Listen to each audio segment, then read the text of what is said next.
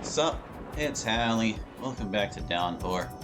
When we last left off, I think we were near the end of our to Sayori route demo here, but let's go. She was showing us around the club room. Sayori pulls out a different key, this one with a plain metallic surface, squats down behind the desk, and unlocks its storage compartment. The tea set. She then retrieves an entire Japanese tea ceremony kit from under the teacher's desk and sets it down onto the surface. The tray and the cups are made from mahogany wood, while the kettle is some kind of clay. Stored neatly inside it is the bamboo whisk used to froth and thicken the brew.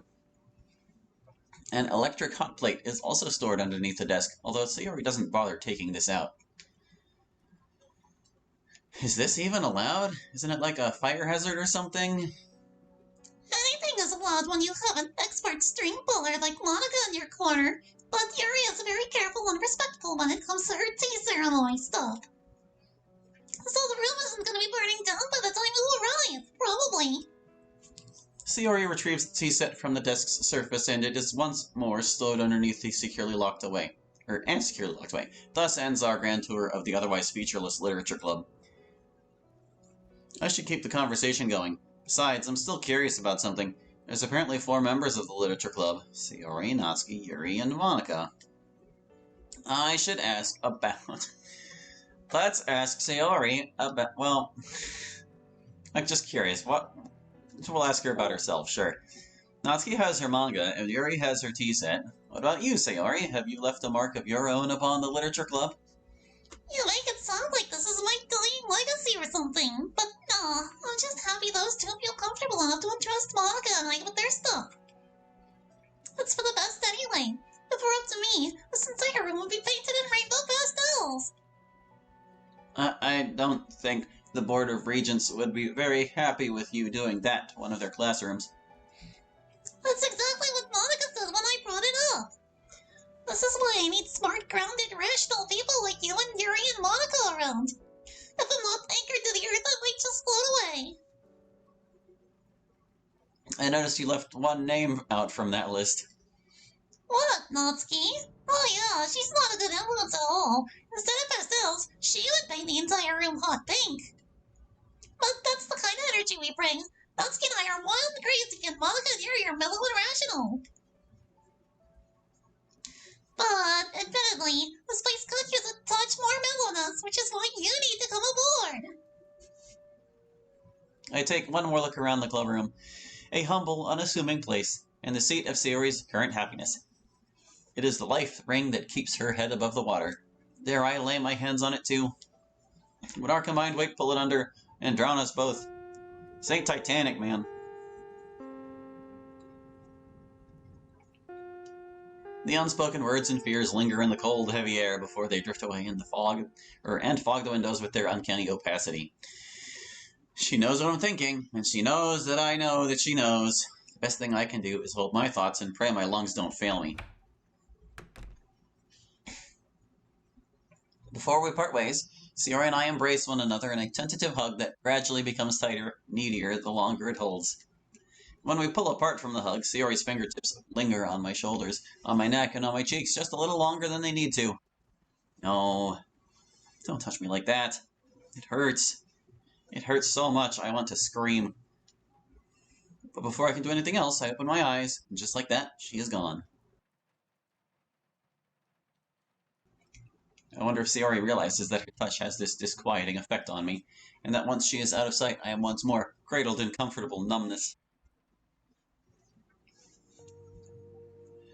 And the day goes on. Analytical statistics awaits. And the exam, and I can skip. Hover that skip button. Seriously, I've brushed him off twice already. Either absolutely nothing gets him down, or he doesn't even realize I don't want to hang out with him. Either way, I'm probably not helping my case by continuing to indulge him. Man, sucks to be you. I can't imagine having to deal with an exam on my second day of class. No way he does. I entered Babica into the boot screen. Hey, it kept my password. Unfortunately, everything works without a hitch. On screen is a featureless desktop, populated only by the recycling bin, the testnav.exe, and that hop thing. But hey, since we're here, and not getting shooed out, Maybe I could count your digits now. Not this time, man. No, sorry. I need to go return some videotapes. Uh-oh, for real? Yeah, okay, don't worry about it, Hallie. See you tomorrow, dude. I really hope I don't. He's trying so hard to befriend us. Some of these options just make me feel like a heel, dude. This time, I'm prepared. I brace myself for the oncoming impact, rooting my heels firmly into the tiled floor. Sayori, prepared to meet a brick wall. But a brick wall falls readily before a cannonball. She tackled me to the fucking ground. Ugh. Are you okay, Hallie? I didn't, actually hurt you, did I? Yes, you did. I am now paralyzed forever. You'll have to pick me up and carry me around from now on. Best I can do is help you up this one time. Fine. I'll take it.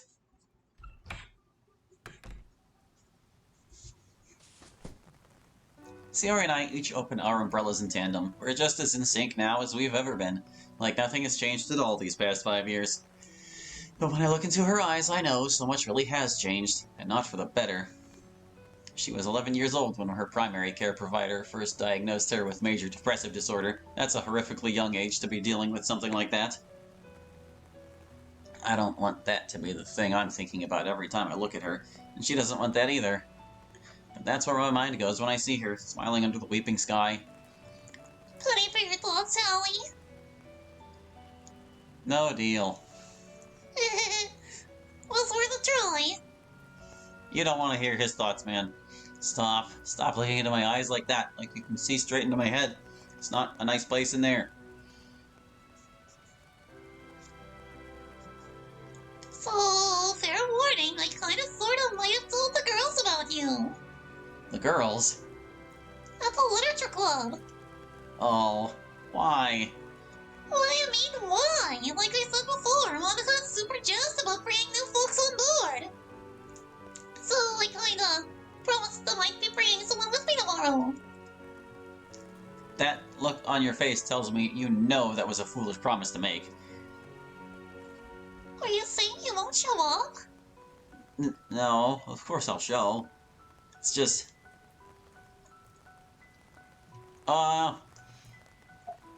Keiji... I bashfully turned my head aside, hoping it'll help the white fly fly. Just something stupid, never mind. Stupid isn't a joke, or stupid isn't feelings. Cause you know the latter doesn't exist, right? A joke. It was just a joke. Okay, then. Sayori and I apart after a few hesitant goodbyes with her headed toward the train station, but I'm not headed home just yet. Need to stop by the convenience store. Sure would have been nice to have her along for this as well, but if she were late for the train on my account, then guilt would eat me up. Welcome. A thoroughly unenthusiastic voice calls out as an almost automated reaction to the front door's bell. I don't bother to answer. I bet neither of us are up for this chit-chat. I immediately make my way to the non-perishable food aisle before loading my handbaskets with as many instant ramen packs as they can fit. 55 yen per packet. Not bad. I pack a variety, with beef, chicken, and shrimp broths, all, but honestly I never really taste the difference. My eyes briefly scan over the snack aisle. I do love me some chocolate mini muffins, but I quickly shake my head, remembering I'm here to load up on actual food, not desserts. Once I am satisfied with the number of cheap, non-perishable goods I have obtained, I stroll over to the front desk, my baskets heavy with carbs. Wait a second. The cashier! I recognize this girl. She was in the halls on Tuesday when I got pushed over on the way to Sayori. She must have come straight here after school. I wonder if a part-time job waives the club membership requirement. I desperately hope she doesn't recognize. Hey, you. I know you. You're that kid from the hall that I saw the other day. Fuck. Are you sure? There are lots of kids in lots of halls on lots of days. Yeah, but you're the really pretty one with the hair. Huh? Excuse me? This is a hell of a lot of ramen you're buying. You live alone or something? I look away, face still warm with embarrassment. before asking with a shaken voice. Who are you? I mean, what's your name? Just call me May. The cashier, whose name is apparently May, smiles as she counts out the ramen packets and then scans a single one repeatedly for each iteration. Guess she's in a better mood now than she was when I first came in. Once all items are paid for and bagged... Hey, Pipsqueak, give me your phone number. Let's hang out. What words? Hold on. Hang out sometime. You don't have to deal with any assholes while I'm around. I mean, I do have an asshole problem, but I'm also cagey. Cagey as fuck. Despite my reservations, I do end up telling her my number. Not dealing with assholes is a mighty tempting proposition. Sweet. See you around, Freckles. I mumble a few words of farewell before barreling out of the front door, face burning like a trash fire. Yay, you didn't give me the choice. I'd have told her no. We need a hikikomori route for this mod, obviously. And you may find yourself in a beautiful house with a beautiful wife, and you may ask yourself, well, skip. I take the steaming bowl and skip. I'm home! Hi, home. Oh, are you excited for tomorrow? Of course I am. Yes!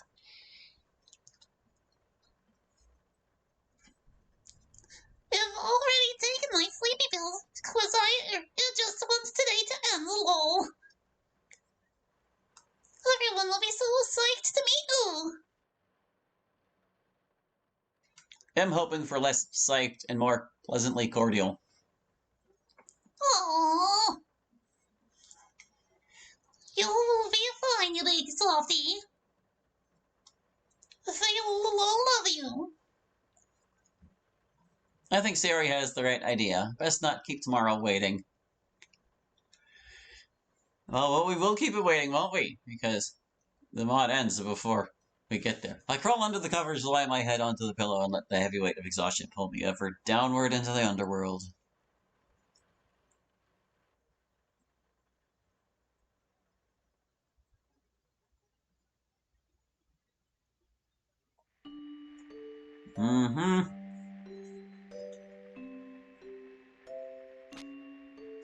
Siri would have been fine if it wasn't for me.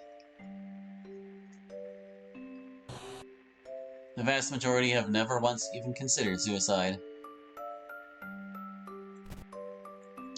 For some people, happiness just isn't in the cards. Wanna kill yourself with me?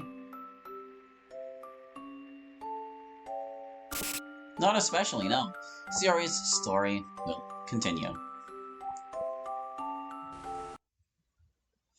Alright, so that's the end of that route for now, I suppose. So what do you say we go ahead, like, actually commit to Natsuki this time? I can't help it. I got blindsided by a Sayori, and I just couldn't let her go. We also need to find Monica out here somewhere. I assume she has a place, someplace. Although I am a little bit curious. I want to see what Sayori would have said on the other options here, real quick. Since I don't even know if we'll find our way back to this option menu, you know, like, well, we've got it right here. Let's ask it. We'll go down the list. This Natsuki, would she happen to be short, with a fiery temper and a mouth like a sailor, also bright pink hair? Oh wait, Natsuki doesn't swear. Whoa, you know Natsuki. Apparently so. She's my classmate in home economics. We baked together before. I leave out the part where we aren't exactly on speaking terms. Sayori's expression grows distant and wistful. The smile remains on her face, but it doesn't reach her eyes. The blue skies of her mind are briefly clouded. Before she seemingly snaps back to reality, the color and warmth returning to her soul. That's awesome. Maybe you should both bake us something. No, that's... My skills are nothing compared to hers. I'm just kidding. It'd be pretty messed up to make the new guy bring us something on his first day. So I'm guessing manga is Natsuki's specialty here in the literature club. Does she ever read actual literature? So not ever let Natsuki hear you say that. She's high strung as it is just having to share a room with Yuri. What's that mean? Do Natsuki and Yuri frequently fight? I wouldn't say frequently, but yeah, those two are just very passionate about very different things. Well, it's not like I dislike manga. There's actually quite a few I really like. Then maybe you and Natsuki would get along. Or do get along, since you apparently know her already. Nope, I blew it. No, I don't think we are currently getting along, but for the sake of Sayori's poor innocent heart. Yeah, I enjoy her company, at least, and I think maybe she might enjoy mine as well. If Natsuki is giving you mixed messages, that means she likes you, because if she didn't, she would tell you as much, in no uncertain terms. Did Natsuki tell Yuri in no uncertain terms? I'll just say that the club got a lot quieter once those two knew where they stood with one another. Alright, looks like that's it for that one.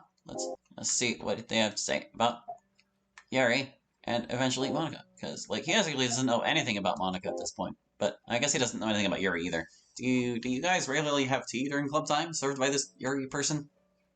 Oh, yeah, all the time. Yuri always pours a big batch of green tea and makes sure there's enough for everyone at the club, even Natsuki. Even Natsuki? Why would Natsuki be left out? Let's just say Yuri and Natsuki have a lot of very big differences in opinion. Differences I wish they could just hash out with each other, but maybe they just don't get. It makes sense in Natsuki's case. She's brash, hot-headed, has no filter at all when it comes to saying how she feels. Of course she gets into fights. But with Yuri, most of the time she's so quiet, so weak, so polite and well-spoken. All like you, Hallie. Except one day she finally stood up to Natsuki, and my goodness is Yuri scary when she decides to draw herself up to full height and buff her chest out. Long story short, Yuri and Natsuki know without a doubt where they stand with each other now. But Yuri still makes tea for Natsuki anyway? Yeah, that's just how kind and sweet Yuri is. Natsuki, in her pride, doesn't drink a sip of it, of course. But I think there's still hope for those two to bury Hachi at some point. 8 berries? What? Oh, bury the hatchet, I think she means.